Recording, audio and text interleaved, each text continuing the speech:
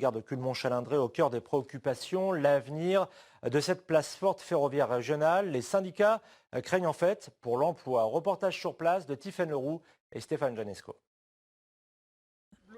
Ceux qui aiment prendre le train ont pris d'assaut la voie de départ d'un TGV ce matin en gare de Culmont-Chalindré. Cheminots, élus ou simples citoyens, ils ont retenu ce train pendant un petit quart d'heure pour manifester contre la suppression d'un autre arrêt en gare. À compter du 12 décembre, le Munéa, un intercité qui rallie Luxembourg à Nice, ne devrait plus prendre de voyageurs vers 23h30 à Culmont-Chalindré.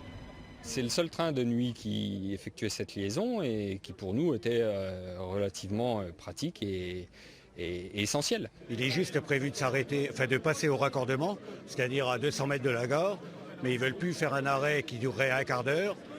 Depuis 2009 et la grève d'une semaine menée par les cheminots de Chalindré pour sauver leur site, les élus comme les syndicats redoutent une diminution à petit feu des correspondances et des postes d'agents SNCF. Au terme d'un accord avec Guillaume Pépi, 250 emplois cheminots devaient être préservés jusqu'à la fin 2015. C'est encore le cas, mais pour combien de temps ? La situation n'est pas florissante puisque tous les jeunes s'en vont travailler dans les centres urbains et donc on est un territoire vieillissant. Donc aujourd'hui, il faut à tout prix garder les emplois. Les 40 ou les 50 personnes qui venaient prendre le train ici en gare de Chalindré, c'est des gens qui demain n'auront plus la possibilité de prendre le train, donc ils prendront quoi? Ils prendront autre chose, ils prendront soit l'avion, soit la voiture. Donc on est en totale contradiction avec ce qui se prépare à travers la COP21 notamment. Afin de soutenir l'activité dans ce bassin, la SNCF avait également promis en 2009 de contribuer à créer 150 emplois externes, donc privés, notamment dans un centre de démantèlement ferroviaire installé à côté de ses ateliers de Chalindré. Pour la direction régionale, 53 personnes y travaillent actuellement, mais selon les syndicats, peu de postes sont à durée indéterminée. Alors je vous l'ai dit en titre, l'invité du 19-20 est la directrice régionale de la SNCF, Maria Arty. Bonsoir madame, Bonsoir. Merci d'avoir accepté notre invitation. L'Assemblée générale des cheminots de Culmont-Chalindré, je vous l'apprends peut-être, vient de voter la poursuite du mouvement. Madame, en 2009, Guillaume Pépi, actuel PDG de la SNCF, avait promis le maintien de 250 emplois sur place. On arrive à la fin 2015. Est-ce que ces emplois vont être maintenus?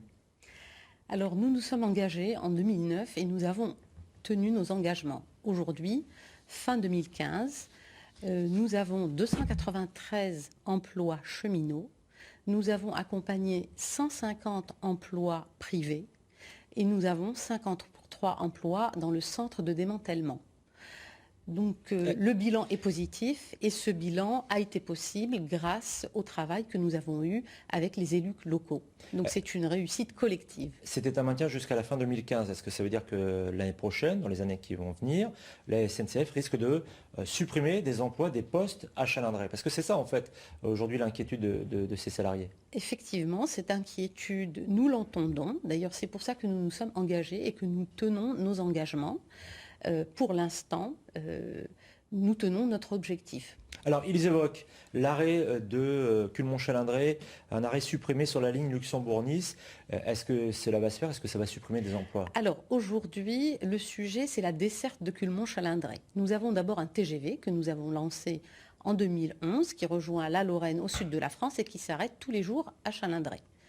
Les acteurs locaux nous ont demandé de changer les horaires de ce TGV qui ne leur convenait pas. Cela va être fait en avril 2016. Il y aura de nouveaux horaires et d'ailleurs une nouvelle desserte qui ira au-delà de Marseille jusqu'à Nice. Donc ça va permettre l'accessibilité aux passagers de la région pour cette liaison-là. Est-ce que l'arrêt de la ligne Luxembourg-Nice, en tout cas l'arrêt de Culmont-Chalindré, est-ce que ça sera effectif et ça va générer quoi en termes de suppression d'emplois? Parce que c'est ça la crainte aussi. Il n'y a aucun impact sur l'emploi. Il y a un impact sur le trafic et sur les voyageurs. Donc cette desserte TGV va permettre une offre meilleure pour le territoire. Maintenant, il y a un train de nuit qui va du Luxembourg jusqu'au sud de la France et qui s'arrêtait à Chalindré. Dès début 2016, il va y avoir ce que nous appelons le cadencement lorrain, c'est-à-dire plus de TER sur le sillon lorrain avec des horaires fixes. Et cela rend cet arrêt impossible. Donc dès cet été, les partenaires sociaux m'ont alerté sur cet arrêt. J'ai demandé que l'on fasse différentes études pour l'arrêt. Et ce matin, j'ai reçu les partenaires sociaux qui m'ont fait une nouvelle proposition que nous allons étudier. Sur le centre de démantèlement la SNCF devait en gros créer, je crois, 150 emplois privés. On en est où aujourd'hui? Parce que clairement, les syndicats disent qu'il n'y a pas autant d'emplois de prévus et que c'est des CDD, c'est des emplois précaires. Alors, l'objectif du démantèlement, le démantèlement, c'est une nouvelle activité. Aujourd'hui, nous avons créé 53 emplois dans ce centre de démantèlement. Au fur et à mesure que la cadence de ce centre augmente, les emplois seront augmentés, développés, et on pourra aller jusqu'à 80 emplois. Aujourd'hui, on est à 53. Jusqu'à 80 emplois, d'accord. Oui. 80, pas 150. Non, 150, c'est pour d'autres entreprises privées, en plus du centre de démantèlement. Rapidement, sur le statut, CDD, CDI, là aussi, on montre du doigt la SNCF. Beaucoup trop de CDD, selon les syndicats. Mais en fait, ça dépend vraiment des postes et ça dépend de l'offre du marché. Très bien. Merci Maria Arty. Je rappelle que vous êtes la directrice régionale de la SNCF.